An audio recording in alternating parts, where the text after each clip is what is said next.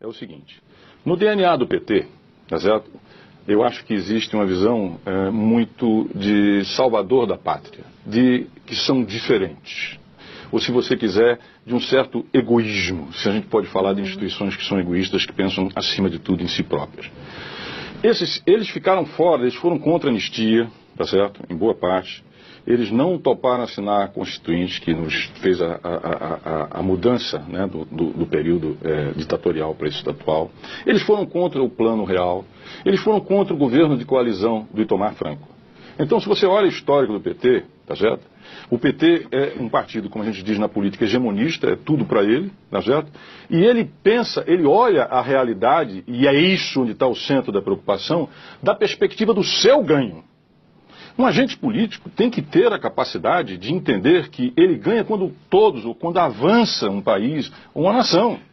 Então eu diria, quer dizer, por que é que, numa tentativa de interpretação, tá certo? Vamos tentar. O PT não responde a essa crise, e o seu governo não responde a essa crise. Por quê? Porque isso implicaria numa mudança, tá certo, de rumo ou de perspectiva do governo, tá certo? Que teria que, de fato, tá certo, estender ou pedir desculpas, ou procurar buscar aliados, sair efetivamente do seu isolamento, ceder espaço, ceder poder, tá certo? Em nome de você manter ou de sair dessa situação. Mas o histórico do PT não aponta nesse sentido, tá certo? A crise do Petrolão diz para nós o seguinte, que o PT não tem superego, ou seja, não tem um software de controle, tá certo? Porque ali excedeu tudo. Tudo que nós poderíamos imaginar. Uma corrupção generalizada. Ali é perplexidade, tá certo? Ali é perplexidade. É você dizer o seguinte: eu estou me lixando para a institucionalidade. Eu estou me lixando. A tua moral é uma, a minha é outra. O Trotsky tinha um livro lá atrás, nos tempos do comunismo, do bolchevismo, chamava A Moral Deles e a Nossa. É um livro pequenininho, em que ele diz o seguinte, que o revolucionário tem a sua própria moral. E não tem essa moral burguesa, essa coisa aí não funciona. O PT é meio assim. Não é bastante assim. Tem a moral dele, que se autodenomina um intérprete dos excluídos, dos pobres e etc, etc. Dele, a verdade dele. Ele é, como era o Stalin no passado, né? O pai do povo, o pai do proletariado, o guia celestial. Então, essa missão auto-imposta do PT, que lembra um pouco no plano global, por exemplo, dos Estados Unidos, que tem um destino, um manifesto, etc, etc, né? Transpondo as coisas, implica que o PT ele tente superar e avançar e levar adiante por ele próprio, sem considerar os outros, mas pensando sobretudo no cálculo dele. E isso nos leva para o abismo. Quando o senhor diz o cálculo dele é assim: me dê o meu aqui, sim, me dê o meu na corrupção, esse tanto é meu, e faça o que quiser com o resto, que eu não estou nem aí dentro do meu. Isso é a Petrobras. O PT se tornou sócio das empresas que estavam dentro da Petrobras. E falava para eles o seguinte: olha, faz o que você... Passadina não vai passar nunca, tá certo? Porque o histórico, a narrativa de Passadina, tá certo?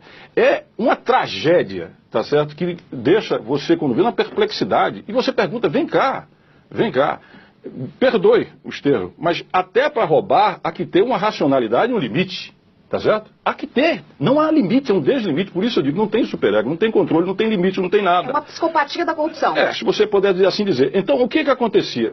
O PT disse: faz o que você quiser, deixa o meu, aparta a minha parte, faz o que você quiser. Não quero saber o que você vai fazer. Só isso explica como é que uma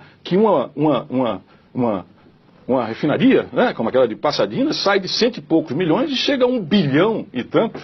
É não ter nenhum senso moral. Realmente é difícil categorizar e definir o que é uma coisa dessa, tá certo? Mas isso tem a ver com esse DNA que o PT ostenta. Quer dizer, de um lado, essa coisa de que, olha, eu sou o real e o único, né, representante dos interesses do povo brasileiro, tá certo? E isso representa um enorme, tá certo, sentimento, o egoísmo. Quer dizer, se eu sou o intérprete do povo brasileiro, então tudo que é bom para mim é bom para o povo brasileiro, e o resto que se dane, tá certo? E eu sei que é bom e faço do jeito que é, e mantenho o Congresso com o mensalão, e depois eu pego o dinheiro do Petrolão e financio o partido, e mantenho o poder e acabou. Só que a barca virou. E agora, cadê o PT com capacidade, tá certo, de entender e elaborar essa nova situação? Se ele só pensa nele, tá certo? Dane-se o país e essa situação que eu lhe digo que me traz uma imensa tristeza, Tá certo? Eu conheço quadros e pessoas do PT que eu respeito e gosto, tá certo? E tenho muito respeito. E acho que, inclusive, a trajetória dele ao longo de conquistas sociais é relevante e não pode ser esquecida.